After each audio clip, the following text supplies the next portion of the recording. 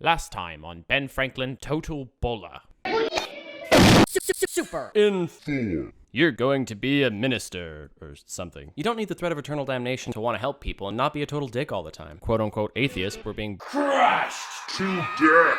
Yo, Pops, could I, maybe not be a minister? So the little dude sent off to apprentice under his brother, who's like an established printer and newspaper owner in Boston, sticking it to the man. But he disguises his handwriting and pretends to be a widowed woman from the countryside. And later in the night, he slips them under the front door of the printing house. So the next morning, James and the gang are sitting around the front table reading this thing, and they're all like, this is freaking hilarious! And they didn't mean it in a bad way. James, I love it. Dude, you gotta read this ice. Yo, James, you gotta check this wit. This is like the funniest thing I've ever read. This is nice. All right. Chill out, guys. Let me take a look. So James finishes it up, and he's all like, yo, boys.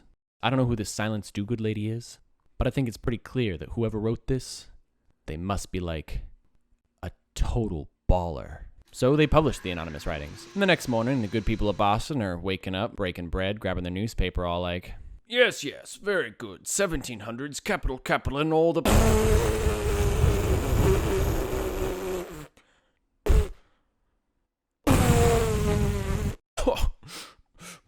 That's freaking hilarious. Apparently it's super funny, and everyone in Boston's like, dude, have you read this shit? People are demanding more from this anonymous author. More! So Ben keeps writing and slipping his stuff under the print house door. Ben got bolder, and Dogood's writing started poking fun at authority and even some aspects of religion, which again, Boston, 1720. Yeah, brass balls. Despite this, people are liking his stuff even more. And this is when crud gets real. People are literally going insane. Bananas, gaga, off their rockers for this new author. Dudes are putting pamphlets in the mail asking for Silence Dogood's hand in marriage. Silence Dogood becomes a household name overnight, and the works literally spawn a whole new genre of American literature. So it's probably not a stretch to guess that the guy is feeling pretty good about all this. Guy can be forgiven for finding it hard to hold his tongue. And after a point of keeping his secret to himself, he's eventually like, hey bro, you know that anonymous author that's making you a fortune and is pretty much a Providence-wide celebrity at this point? Yeah, well, damn me. It's fair to say that this epic reveal didn't quite have the effect Ben initially intended. As possibly feeling upstaged by his younger brother, James flips a turd, likely starts beating Ben, and is all like, Silence Dogood is done. If I find you writing in my paper without my permission again, then you're really gonna get it. He said, right before being straight up arrested for his own anti-religious writings, and basically banned for life from printing any paper under his own name in the Boston area ever again. Forever.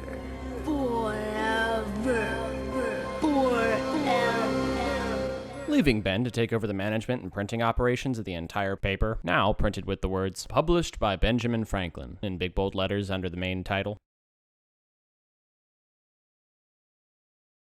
So when Big Bro James gets out of jail and he continues to beat Ben, they have another big fight. And Ben's like, this shit, I'm out, no thanks. And he straight up quits. Which you might think is a big deal today, but at the time, it was actually straight up illegal. See, during this time period, in order to become an apprentice, you had to sign a contract, which essentially made you an indentured servant to your boss. Imagine being your Big Sib's indentured servant. Yeah, Ben knows this well, and he leaves anyway. So by walking out on James, little Ben becomes a criminal. Makes himself a wanted man. Kid's got a bounty on his head. To be clear, this means this little dude can be arrested by anyone and brought to a jail in exchange for reward money. Now I hear you out there saying, I call shenanigans. But guess what? It's the 1700s, and it's most certainly not shenanigans. It's the law. It's the law. On top of this, his big bro James makes a point to meet with every other printer in Boston to ensure they don't attempt to hire Ben and then later claim ignorance. What? No. So at this point, things are looking pretty grim for our little Ben. No job, no money, his insecure abusive brother waiting for him to crawl back and admit defeat. An average man would have seen the writing on the wall and turned themselves in. But seeing as the title of this video isn't Ben Franklin, average basic dude, you can probably guess that giving up is not really our Ben's style. Cause you know what?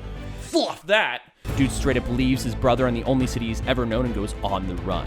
Gets on a ship, heads to New York, tries to get printing work there, fails. Gets wind of a guy who might be able to hire him. There's just one problem. He's in Philadelphia. So, good luck with that. Ben then somehow befriends himself onto the passenger list of another ship and beelines for Philadelphia. Wait, what happened? Plot twist! This one gets hit by a storm. Ben proceeds to save the life of some drunk Dutch dude who almost drowns. The ship is totally trashed and the storm drives it upon Long Island.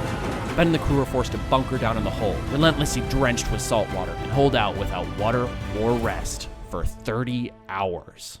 So they finally make it back to shore. And let me just pause right here, because at this point, even the biggest, hardest, grizzly, handlebar mustached, manly man would likely not get on your case for needing to take a day. But again, I doubt I need to remind you that this is Ben. Ben frickin' Franklin we're talking about. So the very next day, what does he do? Does he chill? Of course not. No chill! So, and I emphasize, as a wanted man, dude walks 50 miles for the next 2 days in the rain. The next place he can find a harbor, where he later encounters another anchored ship. And again, somehow befriends his way onto said ship and finds his ass back on his way to Philadelphia. Kid's like 16.